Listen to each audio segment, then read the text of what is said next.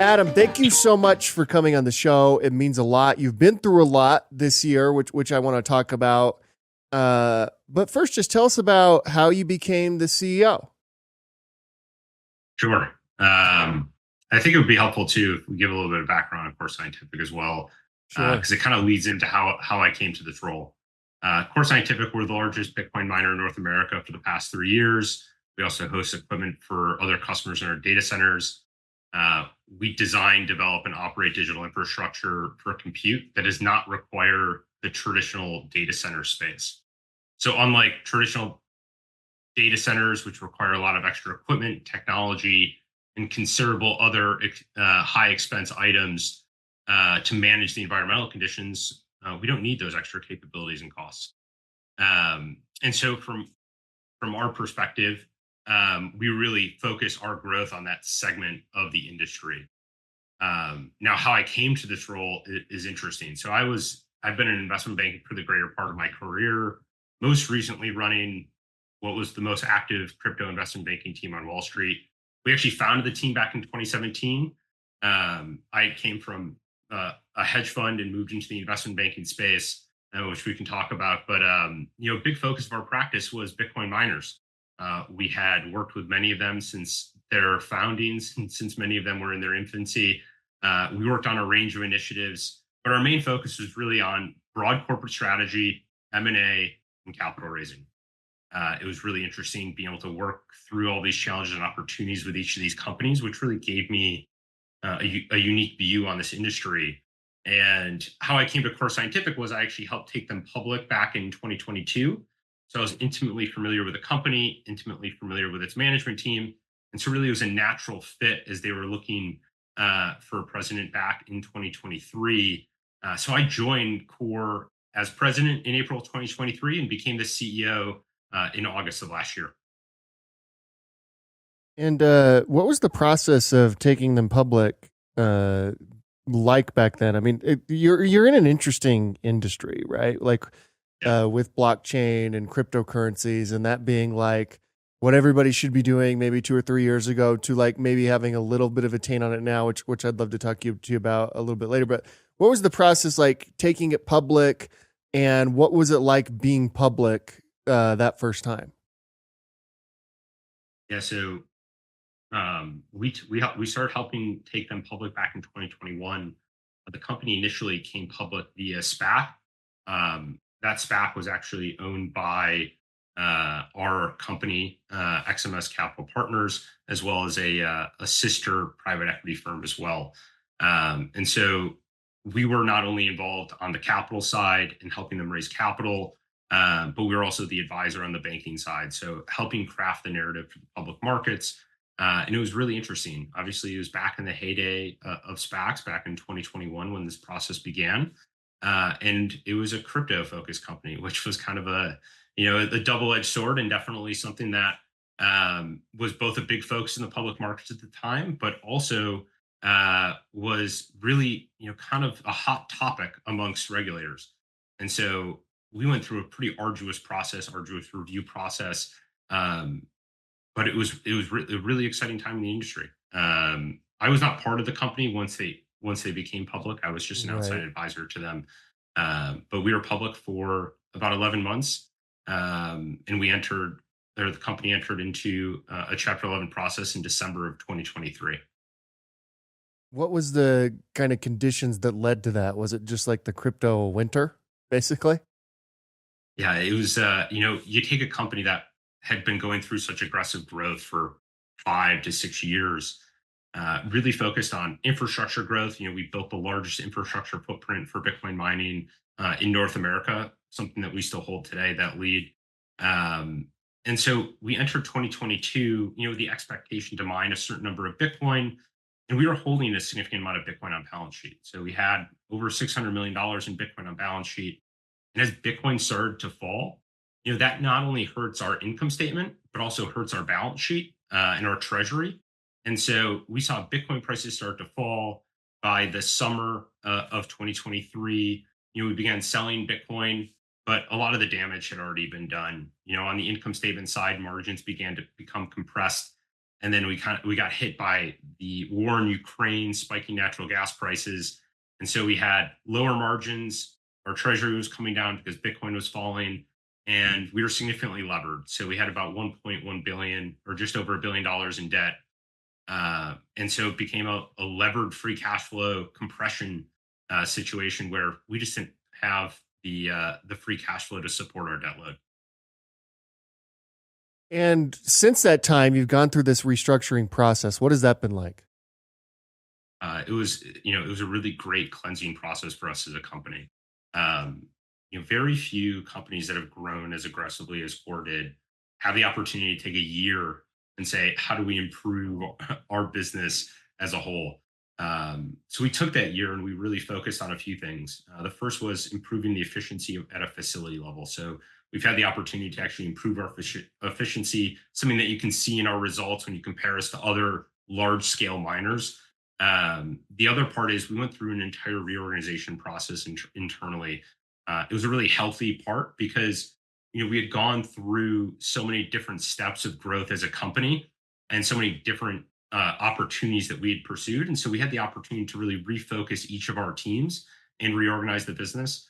And the last part was we were able to clean up our balance sheet. So in this industry, having high leverage is hard. We're in a volatile business, and so we've lowered our debt load by about 400 million, and we've added a lot of optionality into our capital structure so that if we do perform well, we should be able to eliminate all of that debt over a period of time, which is something that we're really happy about because we believe that we're going to operate well going forward.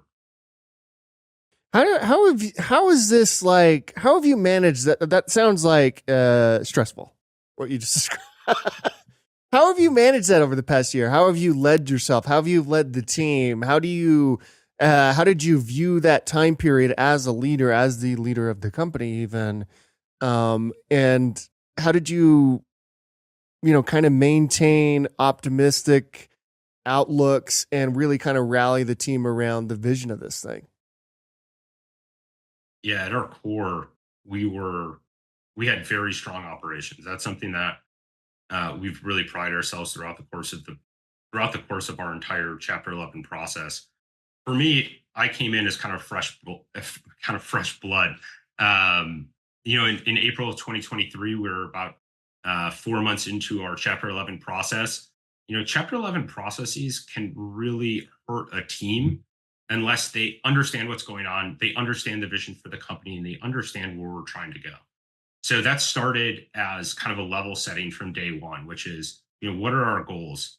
Let's set goals that are high enough where we know we have to work hard every single day for us to achieve them. That instills a sense of urgency in long-term goals that people don't always have, right? So it's like you can set these long-term goals of saying, a year from now we want to be, at X. My perspective, you should set it at Z, so that X is the worst case scenario where that's kind of your fallback plan is what you would normally reach for. So it was really about setting a sense of urgency inside the company that we only have a certain amount of time before we're back on the playing field. Our reemergence was essentially like going from the summer NFL games that you play or the fall games or the games before the regular season starts, preseason, and then you're back on the playing field, right? And so it was, let's practice like it's game speed and put in the right processes so that when we finally get back on the playing field, we're ready to play at game speed. And we've done a number of initiatives internally. We can talk through them, but really just communicating, being transparent in what our goals are, not only to our employees but also to our investors, who we were in regular conversations with, given the process that we were going through. And you're obviously back, relisted. Mm-hmm. What was that process like?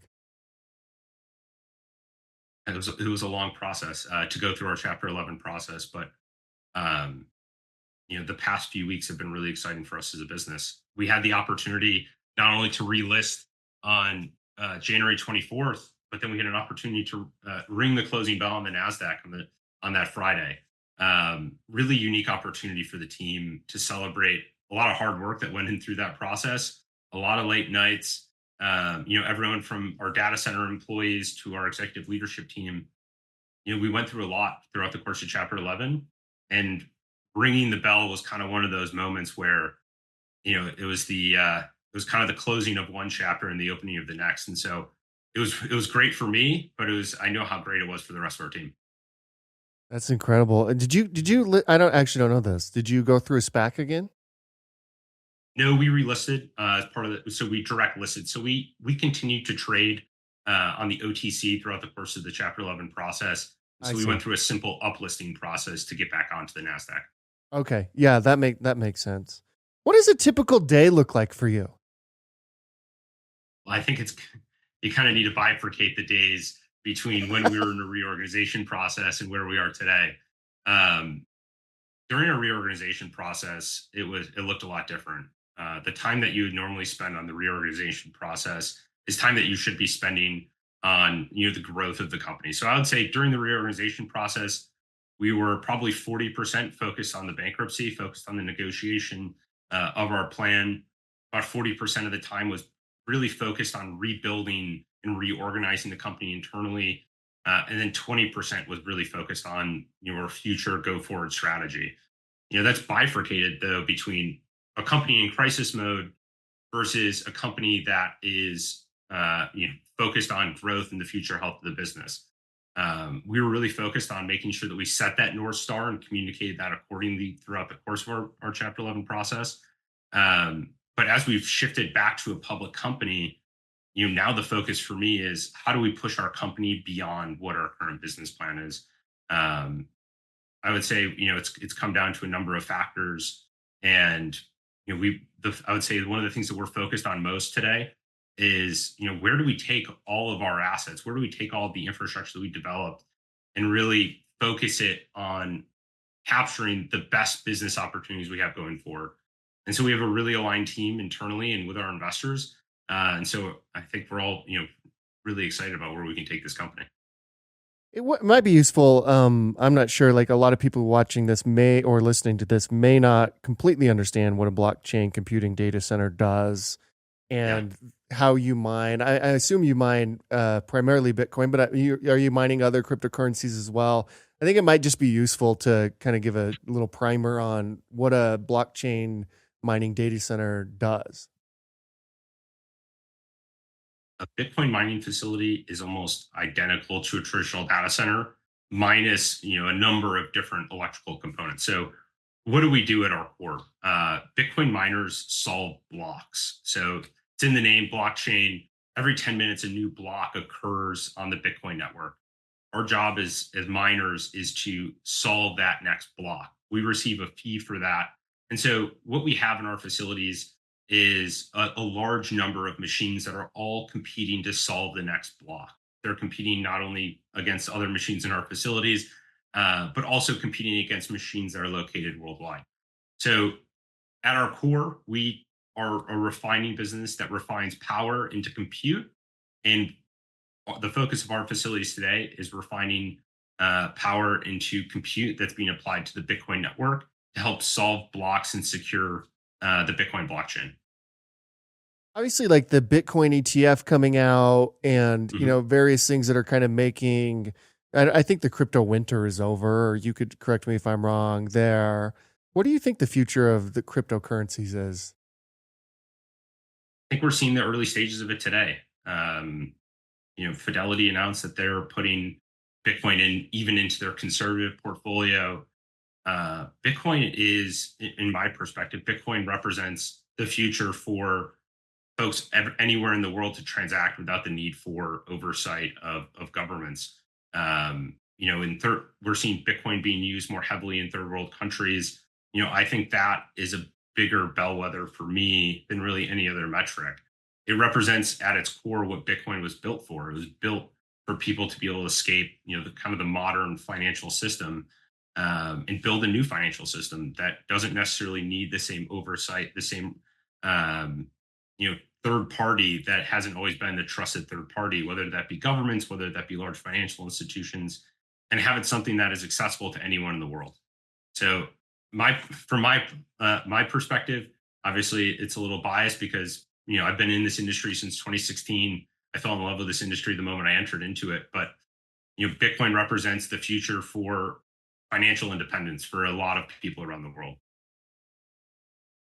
As you think about the future, I mean, in the middle of like the crypto winter and Web3 kind of not being as popular as it once was, the rise of Mhm. AI became a big thing and everybody became Mhm. an AI company, right?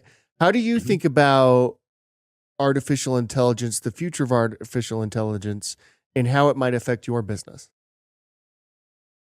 I would say AI is probably going to affect us in two ways. As a digital infrastructure company, we're obviously excited about AI. It represents an opportunity in a form of high value compute that is not required in really that traditional data center space. And so it represents a big opportunity for us as a company, given our existing infrastructure footprint. But we've seen AI affect us in a number of different ways. We've been big on data collection inside of our own company. And so we've been able to utilize AI for optimizing the state of our machines based on a number of different variables that we collect, whether that be humidity, whether that be pressure, whether that be wind, temperature, all of these different variables. We're able to bring them together and optimize the state of our machines utilizing AI programming. And so that's been really useful for us. And we've seen the impact it's had in increasing our efficiency as a company. So, we're kind of thinking about it from two different angles, but agreed, it's definitely a growing part of the market, but it's an exciting new opportunity for a lot of companies, including ours, where we not only get to utilize the existing technology, but we also get to work on building the backbone of that technology as well. Who's a leader and an example of a leader that you admire and respect, particularly after going through what you just went through? I know it's going to be a hot button item to choose, but I grew up in the era of Derek Jeter. Derek Jeter's best attribute was his character. One of the things that he always liked to talk about was he practiced like it was game speed. I actually said it earlier. Um, but he always played really selflessly, not caring about personal stats, only wins and losses. And because of that, his teammates really looked up to him. So I really like leaders that kind of share those qualities. I would say two others that come to mind that I don't want to call them Derek Jeter esque, but Teddy Roosevelt and Phil Knight both had the enthusiasm, both had the work ethic that were inspiring to everyone around them, and they all achieved incredible goals because they were able to inspire the team around them and really practice like it was game speed all the time and work hard every day. And that was something that I felt like I tried to bring to Core Scientific last year as we were going through some really difficult times as a company. It was, let's start practicing like it's game speed. We're going to be public. There's a light at the end of the tunnel here. And so, those are kind of a few people that I would say come to mind when I think about great leaders. Would you say like the practicing at game speed is kind of like the what defines your culture, or how do you define your company's culture? I would, if we were going to define the company culture, I'd probably do it via our corporate values. We went through a pretty extensive process interviewing people inside the team, people outside the team, to really understand how people viewed us and how we view ourselves. We kind of narrowed it down to about four corporate values that we feel like embody our culture. It takes a bit from I would say a military approach, but it also takes from some lean startup style approach. And so kind of the first two are I would say more on the military side, which is the first one's extreme ownership.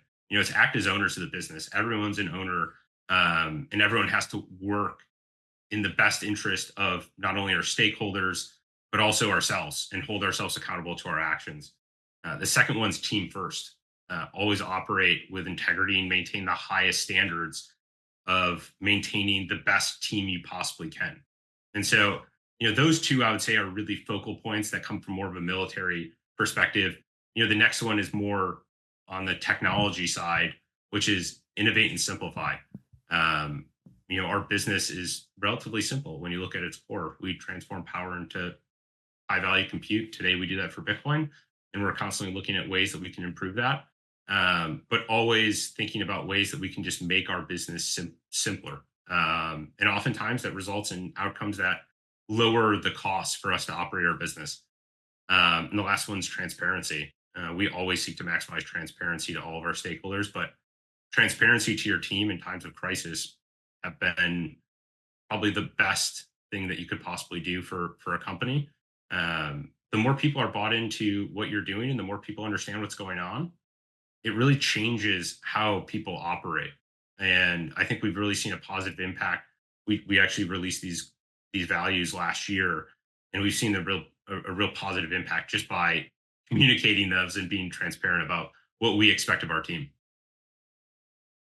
How often do you think about just like the current macroeconomic environment, state of the world? We're in an election year right now at the beginning of it, obviously, like a lot of chaos is predicted to come this year.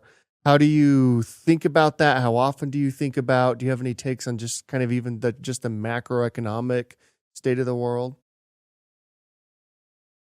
Macroeconomics definitely affect our business. We saw it in 2022. A war in Ukraine can affect a mining company in North America. But you're absolutely right. Probably more conflict, more uncertainty, more volatility.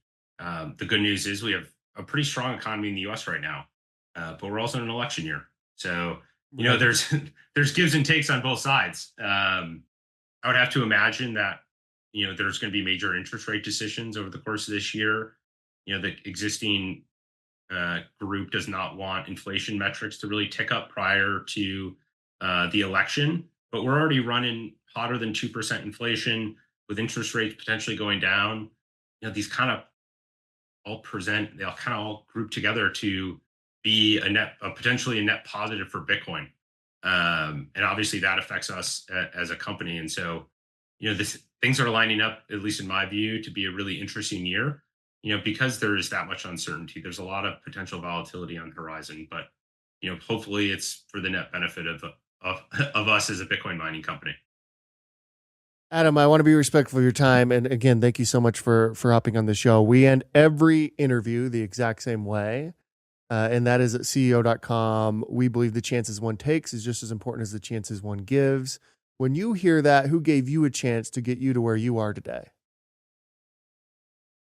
There's definitely a person that took a chance on me back in 2017. As you can imagine, telling someone that you want to launch an investment banking team focused on crypto uh, in a traditional investment banking world, I think a lot of people would say, what the heck are you doing? But there was, the group that I was part of for 6 years, XMS Capital. There were two partners. I remember sitting down at a lunch when I was pitching the idea to launch this team, and one of those individuals took a big chance on me and said, "You know what? I'm going to commit my time to helping you grow this practice." That was Ted Brombach. He understood the potential that this opportunity had, and he also understood that whoever was going to do this was about to spend a lot of time and a lot of heartache over the course of a few years to try to build this type of practice. And he stuck with it. He stuck with me through the course of 2018 when we went into a deep crypto winter, and it felt like the industry was falling apart. Um, but throughout that entire time, as we were trying to build the practice, he was always pushing me to find, what are we trying to achieve here? And we built an incredible practice at XMS purely because we never left the seat of trying to work with companies, whether it was a downturn in the environment or whether we were in the roaring 2020 and 2021s of crypto's bull run. And so he really stuck by me. Was a great mentor, still is an amazing mentor to me. And so I've always appreciated him spending the time to help my career develop. Adam, thank you so much. Congratulations, too, by the way. What an incredible example of leadership and building a company and bringing it back and restructuring it so that it's even stronger after going through that process. Congratulations on that. I appreciate that. It's been a long road for us, but we came out of it a much better company, and so we're excited about our growth potential in the future. So I appreciate having me on. This was great. Yeah, thanks, my friend. Appreciate it.